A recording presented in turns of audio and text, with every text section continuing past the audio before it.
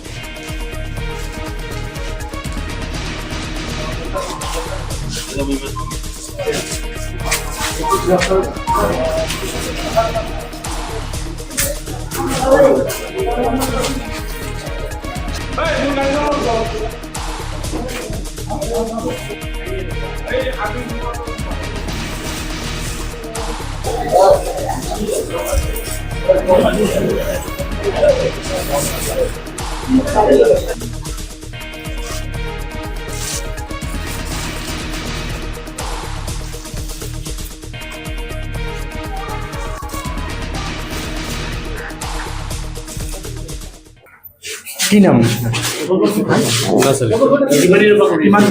আমি কৰা নাই বেলেগৰ ৰুম তাৰ ৰুম তাৰ আমাৰ না ৰুম তো বেলেগৰ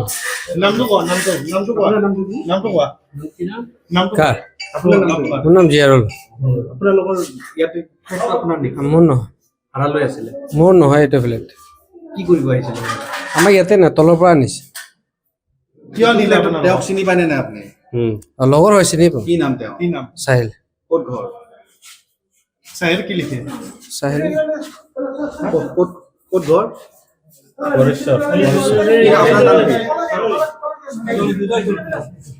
আজি আমি আমাৰ ডিচিপি ৱেষ্ট ছাৰৰ মানে গাইডেন্সত আমি এটা অভিযান চলাইছিলোঁ।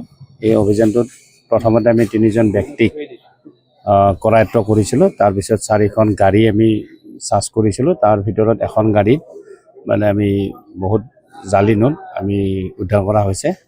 তাৰপিছত তেওঁলোকক ক্ৰমান্বয়ে এটা হ'ল আছিলে আপোনাৰ জিয়াৰুল, এটা হ'ল আমানজ আৰু এটা হ'ল ৰহিম মিয়া। ৰহিম মিয়াটোৰ ঘৰ হ'ল আপোনাৰ কোচবিহাৰ, জিয়াৰুলৰ ঘৰ হ'ল গৈ মানে এই কটাবাৰী গড়চুক আৰু আমানজৰ ঘৰ হ'ল বৰপেটাত।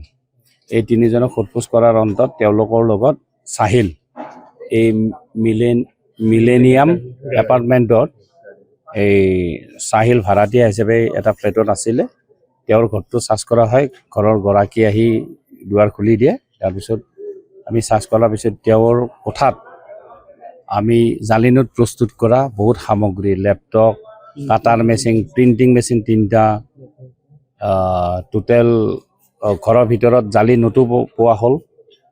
সমুদায় মিলি 3,86,000 টকা জালি নোট জব্দ কৰা হৈছে। 4খন গাড়ী, তাৰপিছত প্ৰিণ্টাৰ্ছ 3টা, মোবাইল হেণ্ডছেট 5টা, এইখিনি জব্দ কৰা হৈছে। কি নাম আপোনাৰ ৰহিম মিয়া ঘৰ ক'ত কুচবিহাৰ ইয়াত কিমান দিনৰ পৰা কৰি আছে আমি আজকে আসছি আজি আছে হ্যাঁ আমার তো পয়সা নিচে আমি পয়সা নেওয়ার জন্য আসছি আমার কাছে 1 লাখ টাকা নিচে 1.5 লাখ টাকা দিবে বলে